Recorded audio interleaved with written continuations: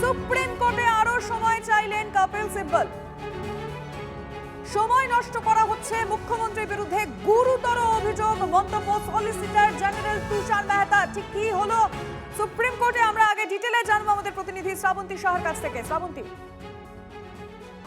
যদিও তোমাকে বলি যে এই মামলায় শুরুতে কপিল সিব্বল সময় চাইলেও এখনো এই মামলা শোনা হচ্ছে এবং রাজ্য সরকারের পক্ষ থেকে বর্ষিয়ান আইনজীবী তিনি সওয়াল করছেন।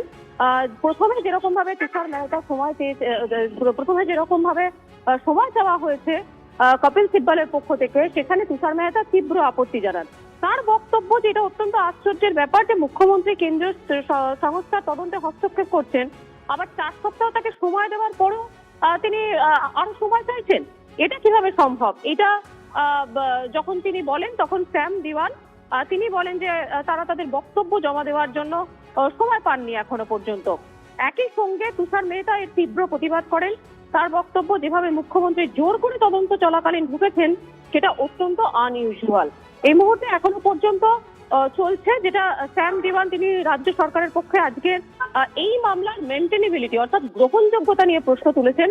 তার বক্তব্য যে রাজ্য সরকার যখন এই ধরনের একটা বিষয়ে থাকে, রাজ্য সরকারের বিরুদ্ধে কোনো মামলা থাকে, তখন সেটা 5 জন বিচারপতি সেটা করতে পারেন। কেন্দ্রীয় সরকারের বিরুদ্ধে যখন এরকম ভাবে কোনো মামলা হয় তখন শীর্ষ আদালতের পক্ষ থেকে 5 জন বিচারপতি সেটাতে থাকতে পারেন। আপাতত এই গোটা মামলার গ্রহণযোগ্যতা নিয়ে প্রশ্ন তোলা হয়েছে, মামলা এখনো চলছে।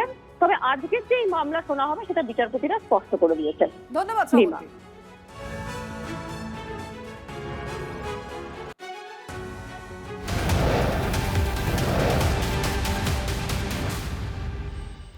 মেলেনি ভোটের টিকিট আর উল্টে ডাক পেল ইডি। মানে নিয়োগ দুর্নীতি মামলায় পার্থ চট্টোপাধ্যায়কে এবার হাজিরা নির্দেশ। আজই হাজিরা দিতে বলা হয়েছে প্রাক্তন শিক্ষামন্ত্রীকে। আরো একবার জানিয়ে রাখবো, ইতিমধ্যেই ভোটার তালিকা বেরিয়েছে, সেখানে পার্থ চট্টোপাধ্যায়ের নাম নেই, উল্টে এবার ইডির ডাক এসছে।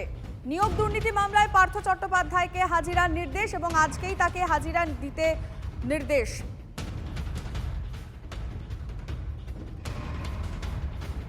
এই মুহূর্তে অন্যতম বড় খবরে নজর রাখবো আমরা গতকালই দেখেছি প্রার্থী তালিকা বেরোলো তৃণমূল কংগ্রেসের এবং সেখানে দুর্নীতিতে যুক্ত একাংশ নেতা, অবশ্যই একাংশ নেতার নাম সেখানে বাদ। তার মধ্যে অন্যতম পার্থ চট্টোপাধ্যায়, যেখানে শিক্ষায় দুর্নীতিতে তিনি অভিযুক্ত, সেখানে তার নাম বাদ গেছে। আর এবার তাকে ইডি ডাক এবং আজই হাজিরা দিতে বলা হয়েছে। কখন যেতে হবে, কি কি বিষয়, সব ডিটেল আমাদের প্রতিনিধি সুজয়ের কাছ থেকে জানবো। সুজয়, দেখো, এসএসসি নবম, দশম, একাদশ, দ্বাদশ যে নিয়োগ দুর্নীতি মামলা, সেই মামলাতে পার্থ চট্টোপাধ্যায়কে তলব করা হয়েছিল আগেই এবং একই সঙ্গে অর্পিতা মুখোপাধ্যায়, কুন্তল ঘোষ এদেরকে তলব করা হয়েছিল।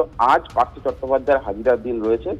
এখন দেখা পার্থ চট্টোপাধ্যায় আজকে হাজিরা দেন কিনা, তার কারণ এই এসএসসির যে নিয়োগ দুর্নীতি মামলা, যেটা এই মুহূর্তে ইডি তদন্ত করছে, সেই মধ্যে ইতিমধ্যে মনীষ জৈন, যিনি প্রাক্তন সচিব ছিলেন, তাকে গতকাল জিজ্ঞাসাবাদ করা হয়েছে। একজন প্রাক্তন বিধায়ক, তার কাছ থেকে বেশ কিছু নথি তলব করা। কিন্তু পার্থ চট্টোপাধ্যায়ের ভূমিকা যথেষ্ট গুরুত্বপূর্ণ বলে ইডির দাবি, সে কারণে পার্থ চট্টোপাধ্যায়কে তলব করা হয়েছে জিজ্ঞাসাবাদের জন্য।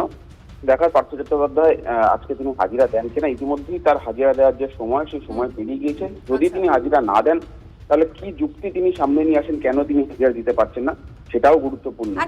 নজর রাখো। ধন্যবাদ।